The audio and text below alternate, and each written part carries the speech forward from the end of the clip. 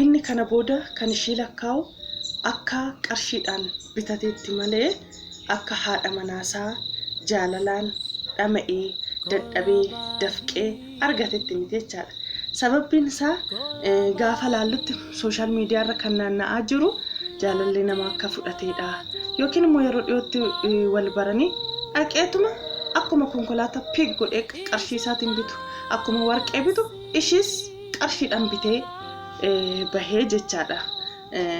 Kanaafuu dhaloota duuba jiruuf namoota jireenya san keessa hin jiraanneef yaaduu qabama jedhee yaada. Akkam jirtu nagaa keessanii nagaa waaqayyoo isiniif haa baay'atu. Gara har'a fidee dhufe toopikii fidee dhufetti darbuu keenya dura manni kun subscribe gochuu like gochuu jaalata waan ta'eef subscribe gochuu hin dagatina. Subscribe godha likeidhaan jalqabaa jecha amma xumuraatti yoo kan na wajjin taatan waan irraa barattan argattu na wajjin ta'a.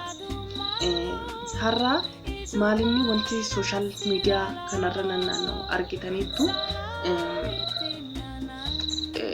namoota qabeenya isaanii miidiyaa irratti argisiifachuu barbaadanii haa ta'u dhuguma jaalala isaaniitii fi kabaja haadha manaa fuudhuuf ka'an agarsiisuudhaaf haa ta'uun beekuu waan hin jirre argaa jirra jechaadha.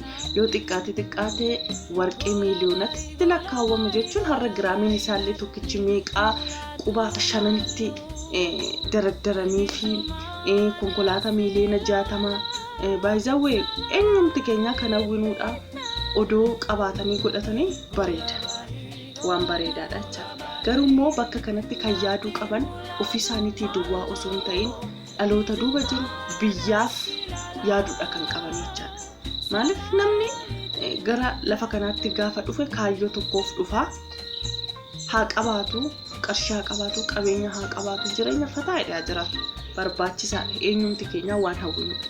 Haa ta'u malee garuu namoonni biyya isaaniitiif jecha oromummaa isaaniitiif jecha Itoophiyummaa isaaniitiif jecha biyyaaf dhaabbatanii meeqa wareegaman bakka jiranitti namoonni asitti immoo xiinsammuu dhalootaa ajjeesaa jiran gaafa jiraatan xiqqoo waan wal dha'u ta'aa jechaadha. Sababbiin isaa tarii qarshii kootiin hoonan godhe eenyu galchaa maal galcha jedhamuun jiraachuu danda'a jechaadha. Hafu warra kaaniif alagaadhaaf yaadinaati. Intalli sin dhaqxanii bittan fuutan sun obboloota qabdi.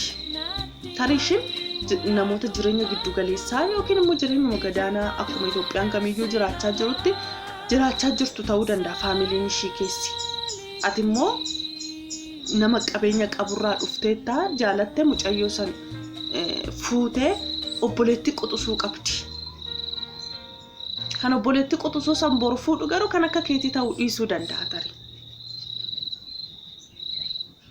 Intalli kun tokko maatii ishii keessatti dhiibbaa irra ga'u boru abbaa manaa ishii irra dhiibbaa ga'u sodaachuu iyyuu dandeecha yookiin yeroo iyyuu of jala dabarsuu dandeecha jechaadha. Amma abbaan manaa akka keetii warqee miiliyoonotaan dardaruuf yookiin immoo kennaa konkolaataa miiliyoona 60 kennuuf amma dhufutti yeroo ishii iyyuu umurii ishii iyyuu fixuu dandeecha jechaadha. Hafu warra alagaa warra alaa dhiisaa jechaadha. Gootan miti waan gootan immoo icciituma godhadhaa. Akkuma aadaa keenya akkuma safuu keenya. Jaarsummaa irratti immoo kan kun godhamu nuyi jaarsummaa akkanaa hin beeknu arginees hin beeknu. Aadaa balleessaa jirtu, safuu balleessaa jirtu, duudhaa balleessaa jirtu. Amma kana hojii dhabee gidiraa meeqarra kan jiru, beela meeqarra kan jiru, rakkina dhiphina meeqarra kan jiru. Gargaarsi kan isa barbaachisu. Maqaa ishiitiin hin jaalattoota miiliyoona meeqa warqii dardaruuf irra shinillee faayidaan ija ishii jaamsee kana sa'aatiitti yaaddu iyyuu hin qabdu.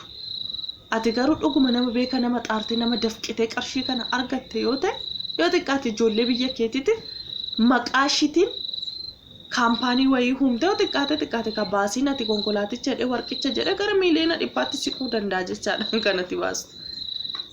Maqaa ishiitiin Mrs. Ekele yookiin Mrs. Caaltuu yookiin Mrs.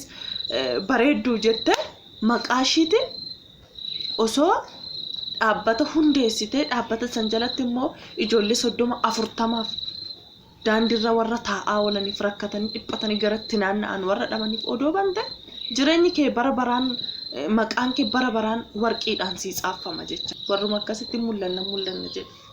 Kanaafuu of eegaa sirbaa jecha waan wajjin turtaniif galatooma. Subscribe gochuu, share gochuu, like gochuu hin dagatina. Isin jaaladha. Turtii gaarii.